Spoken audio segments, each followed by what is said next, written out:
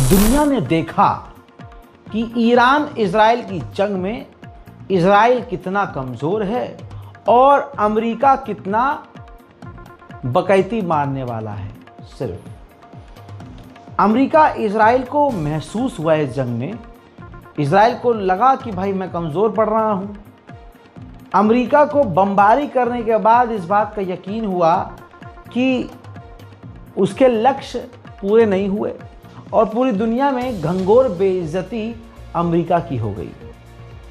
उधर एक तरफा दुनिया ने देखा कि शहादत देने के बाद, भारी नुकसान उठाने के बाद भी ईरान नहीं झुका और ईरान मजबूती से डटा रहा। अब ऐसे में ये बात तो क्लियर है कि इजराइल की पूरी तरह से धोती खुले और इजराइल ने सीज फायर भी इसलिए किया था क्योंकि उसके डिफेंस सिस्टम कमज़ोर पड़ रहे थे। अब उसे समय चाहिए था। एक्सपर्ट्स ये कह रहे हैं कि अब कई सालों तक ईरान से डायरेक्ट इजराइल जंग में नहीं आएगा, लेकिन इजराइल की जनता इजराइल से, नेतन्याहू से काफ़ी खफा है। वो खुद बेइज्जत महसूस कर रहे हैं। नेतन्याहू प्रेशर में हैं कि ईरान के साथ कुछ बड़ा कांड किया जाए। तो अब हालात ऐसे बनाए जा रहे हैं और ऐसे नज़र भी आ रहे हैं कि अब तो ईरान के रक्षा मंत्री ने सऊदी अरब से खुल्लम खुल्ला कह दिया है कि हमें इजराइल पर भरोसा नहीं है। पिछली रिपोर्ट अगर आज की आपने देखी है तो जाकर देख लीजिए। इस रिपोर्ट में आगे की बात करूंगा। बात यह है कि ईरान पर हमला हो सकता है, ऐसी संभावनाएं हैं। ये देखिए, एक्सक्लूसिव ये तस्वीर है। ब्रिटेन, अमेरिका और जर्मनी लगभग 821 टन के हथियार इजराइल को एक हफ्ते के अंदर दे चुके हैं। अब आप समझ सकते हैं कि ये जो इजराइल को इतने भारी भरकम हथियार दिए जा रहे हैं और तेजी से दिए जा रहे हैं, वो क्यों दिए जा रहे हैं? आपको जवाब मालूम है। या तो ईरान पर अब बड़ा हमला करने का प्लान किया जा रहा है या फिर ये तमाम बम गज्जा पर गिराए जाएंगे। अब दूसरी तरफ इजराइल की अब रिपोर्ट ये देखिए, इजराइल ने माना है कि उसके ऑफेंसिव और डिफेंसिव हथियारों के लिए उसके पास पैसे खत्म हो रहे हैं। हथियार तो खत्म हो ही रहे हैं, पैसा भी वो अपने हथियारों के लिए, डिफेंस के लिए जो इन्वेस्ट करता है वो भी अब कम पड़ रहा है। और ट्रंप की सरकार इतनी ज़्यादा खुले दिल की तो नहीं है कि एक तो B-2 बॉम्बर से बमबारी करे और ऊपर से इजराइल को पैसा भी दे। हालांकि हमारा मानना यह है कि इजराइल की मदद करने के लिए अमेरिका अपने आप को भी बेच सकता है। अमेरिका, फ्रांस, जर्मनी, ब्रिटेन, जो भी इजराइल के करीबी दोस्त हैं, भाई सब जगह से हथियार लाद लाद कर जहाज इजराइल उतर रहे हैं। जरा इस एयर ट्रैफिक कंट्रोल को देखिए, आपके दिमाग में अपने आप सारा सच आ जाएगा। इजराइल में अचानक से मिलिट्री एयरक्राफ्ट, मिलिट्री जहाज भर भर कर देखे जा रहे हैं, जो भारी मात्रा में इजराइल हथियार लेकर उतर रहे हैं। Doctor Muttaqi, Iranian war expert, उन्होंने ऑन एयर कहा है कि इसी हफ्ते में इजराइल हम पर हमला करने वाला है। ये बात कहते हुए इस बात का भी खुलासा हुआ कि जो स्टार लिंक की जो सैटेलाइट इंटरनेट है उसको भी कानून पारित करके ईरान में बैन कर दिया गया है। अब इनका बयान सुनिए मुत्तकी साहब का। اسرائیل و امریکا آتش بس رو به مفهوم تجدید قوا و بهینه‌سازی قابلیت‌های ابزاری خودشون میدونند. نگاه ایران عموماً یک نگاه صلح محور بوده. رویکرد ایران این هستش که اگر تهاجمی انجام نشه، اقدام معطوف به توقف تبادل آتش رو میپذیره. ولی پرسش اصلی این هستش که آیا چنین وضعیت و فرایندی از سوی اسرائیل و ایالات متحده در دستور کار قرار میگیره یا نه؟ نگاهی که من دارم و شواهدی که وجود داره تماما بیانگر این هستش که حد اکثر تا یک هفته उधर ये देखिए, पर्शियन गल्फ में यानी ईरान के करीब, ईरान के इलाके में MQ-9 रीपर अमेरिका के जासूसी ड्रोन लगातार उड़ रहे हैं। तो हरकत अमेरिका और इजराइल ऐसी कर रहे हैं जिससे पहले से ही ईरान अलर्ट पर है। बेशक से अब हमें ये नहीं मानना चाहिए कि ईरान पर हमला करेगा, क्योंकि इज्जत पर हमला हुआ है। अमेरिका इजराइल की इज्जत चली गई है। तो हो सकता है कि अमेरिका इजराइल कुछ और तैयारी कर रहे हों। उधर UAE के डिप्लोमेट ने खुद कहा है ईरान से, ये सबूत है, उन्हीं का ट्वीट है, कहा है कि ईरान ने कतर पर हमला करके अरब देशों के साथ अपने रिश्तों को खराब कर लिया है। अभी इसी वक्त ईरान को अपने रिश्ते अरब से सही करना होगा। बताइए कितनी बेतुकी बात है। कतर पर हमला नहीं था, कतर में मौजूद अमेरिकी बेस पर हमला किया था ईरान ने। लेकिन प्रोपेगेंडा क्या चलाया जा रहा है, आपके सामने की बात है। बहरहाल ये बेतुकी बात है, जबकि अरब कभी भी न फिलिस्तीन के लिए खड़े हुए, न गज़ा के लिए खड़े हुए। बहरहाल अपने भाई के साथ कैसे खड़े हो सकते हैं। लेकिन ईरान ने किसी के साथ, किसी भी अरब देश के साथ सख्त लहजा नहीं अपनाया, बल्कि अगर आप ध्यान दें तो अरब देशों को, सऊदी अरब को, कतर को, इन तमाम देशों को अपने साथ रखकर हर हमले की जानकारी पहले से दी थी। लेकिन जैसे इजराइल खेल रहा है वैसे ही ईरान भी खेलने की कोशिश कर रहा है। इजराइल के रक्षा मंत्री के घर के पास एक इजरायली व्यक्ति विस्फोटक बम रखने वाला था। कहा जा रहा है कि ये ईरान करवा रहा था। उधर ईरान ने पूरी तरह से बैन कर दिया है कि कोई भी बिना लाइसेंस के अब ईरान में ड्रोन, वो जो वीडियोग्राफी के लिए यूज होता है ड्रोन, वो तक नहीं उड़ा सकता। खबर मेरे पास ये भी आ रही है कि ईरान के अंदर फेसबुक, इंस्टाग्राम और वो गूगल और इसके अलावा बहुत सारी जो ऐप्स हैं उनको बैन कर दिया है। ईरान ने पहले ही कह दिया था कि इन सोशल मीडिया ने इजराइल की मदद की है, हमारे कमांडरों और हमारे लीडरों की जानकारियां उनको शेयर की हैं। अब ईरान इन तमाम ऐप्स को बैन करके बाईडू नाम की GPS की जो चीनी ऐप है उसको रिप्लेस किया है। लोगों से कह दिया है कि सोशल मीडिया प्लेटफॉर्म यूज करना बंद कर रहे हैं, इससे आपकी ही जान को खतरा है। उधर ईरान ने अपने ही मुल्क में मोसाद के एक और एजेंट को गिरफ्तार किया है, जो कि ड्रोन अटैक ईरान के कई इलाकों में करने वाला था। ईरान ने इस जंग में भारी मात्रा में अमेरिका और इजराइल के ड्रोन्स को मारकर गिराया है। ये उनसे और कुछ मलबों की तस्वीर ईरान ने जारी की है। यही वजह है कि अमेरिका और इजराइल बौखलाए हुए हैं और अब ईरान पर शायद और बड़ा हमला करने का प्लान कर रहे हैं। शैतान से कोई बाइद नहीं है। ईरान के तेहरान में ऑयल कंटेनर में आज धमाका भी हुआ था और माना यह जा रहा है कि यह मोसाद का काम है, और हकीकत में मोसाद अभी भी ईरान में मौजूद है।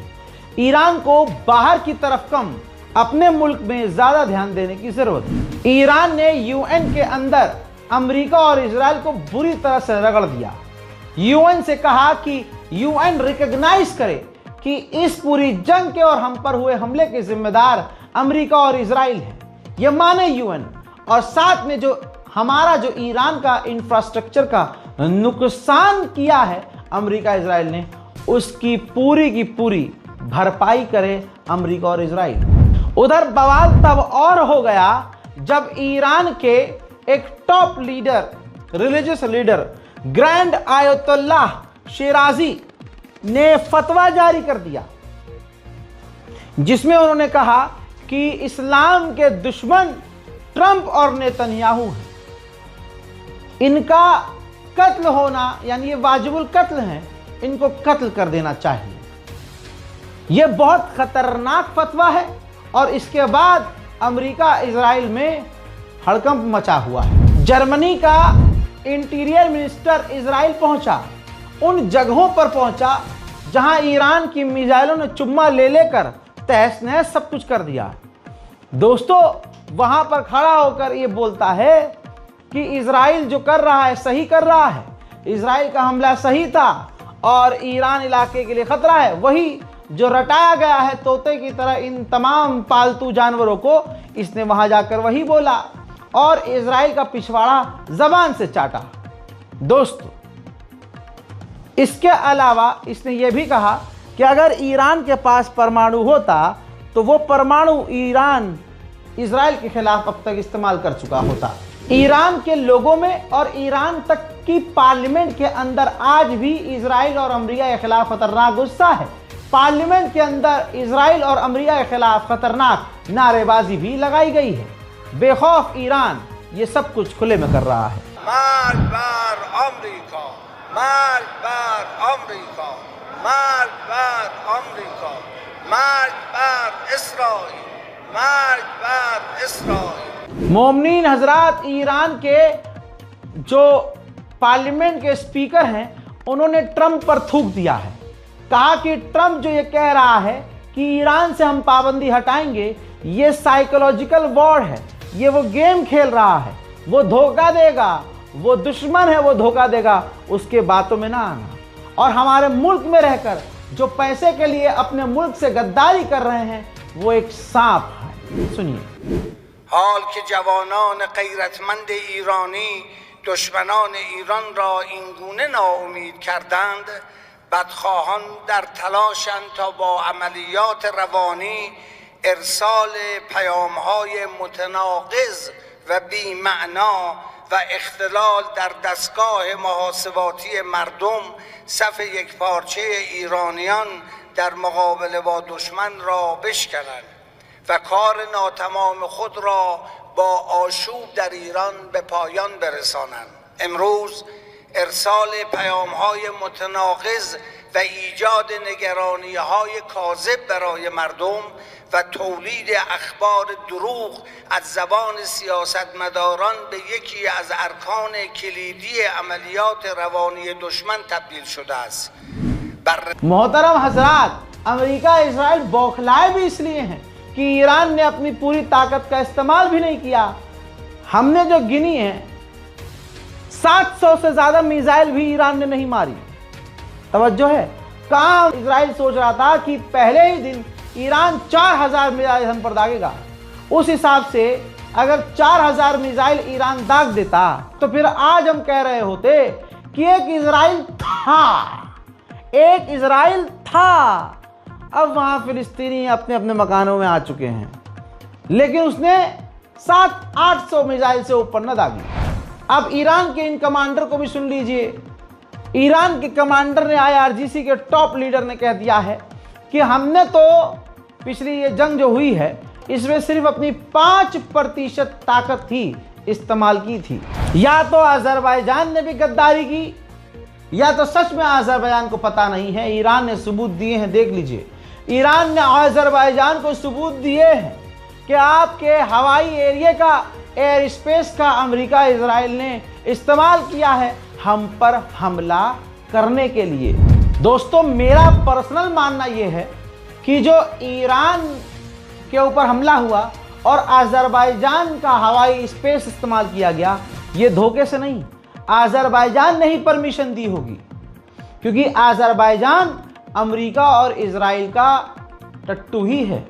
अब ऐसे कैसे मान लेंगे? अब सबूत चाहिए, मेंटालिटी चेक कर रही है उस देश की। ये देखिए, अजरबैजान का जो अखबार है, कौन सा अखबार? LENT.AZ, आप जाकर देख सकते हैं। हालांकि मेन चीज तो मैंने ले ली इसमें।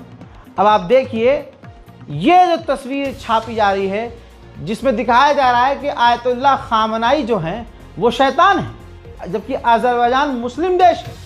और अजरबैजान में आप हैरान होंगे कि शिया समुदाय ज़्यादा है, शिया ही है वहाँ ज़्यादातर। लेकिन भटके हुए लोग ये लाइव एग्जाम्पल हैं। नाम के मुसलमान, इस देश की मेंटालिटी देखकर लग रहा है कि जाहिर सी बात है अजरबैजान ने हथियारों के लालच में, डिफेंस सिस्टम के लालच में, पैसा और इन्वेस्टमेंट के लालच में ईरान के ऊपर हमला करने के लिए अपना हवाई स्पेस दे ही दिया होगा। मोहतरम हजरात, ये हैं ईरान के सुप्रीम लीडर के एडवाइजर, वो भी सीनियर। उनका इंटरव्यू आया है जिसमें उन्होंने कहा है कि बहुत सारे देशों ने अंदर ही अंदर हमसे कहा है कि हम चाहते हैं कि आप जीतें, अपने लिए नहीं, आप हमारे लिए भी जीतें, क्योंकि जाहिर सी बात है, कहने का मतलब ये है कि वो लड़ नहीं सकते अमेरिका इजराइल से, तो हमें लड़ता हुआ देखकर खुश हुए। ईरान की लड़ाई देख के ईरान दुनिया में पॉपुलर हुआ है, ईरान के लोग साथ हुए हैं।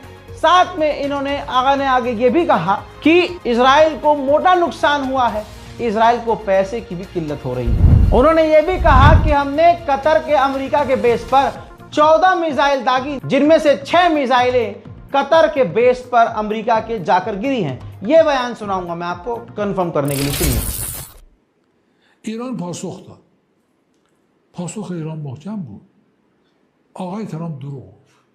ایران 14 تا موشک زد. ایران گفت 14 تا. ولی گفت یکیش خورد. 6 تاش خورد. این خبر قطعی است که 6 تاش خورد. هر کدومم 400 کیلو سوخت داشتن. محکم هم خوردن. نشون ندادن چون آبرو میرفت.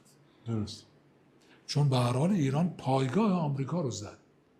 با 14 تا موشک. بله اونا سیستم های پدافندیشون کار کرد، 8 تاش زدن، 6 تاش خورد. یعنی برای اینکه بگن مسئله ساده بود تمام شد، چون نمیخواست آبروش بره، گفت یک. मोहतरम हजरात, ये है middle east Iran special report. अब ये पूरी रिपोर्ट सुनने के बाद आपको क्या लगता है, कमेंट जरूर कीजिएगा, रिपोर्ट को शेयर कीजिएगा और चैनल को सब्सक्राइब जरूर कीजिएगा। जय हिंद।